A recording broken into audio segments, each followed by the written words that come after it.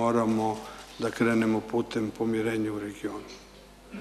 I da je ono što Srbija čini, naročito u poslednje vreme, čini mi se da upravo daje osnovu za pokretanje tog ozbiljnog procesa pomirenja i uspostavljanja ponovo i dobrih odnosa, i dobrosusedskih, i dobrih odnosa u regionu, pa ako hoćete i ličnih odnosa.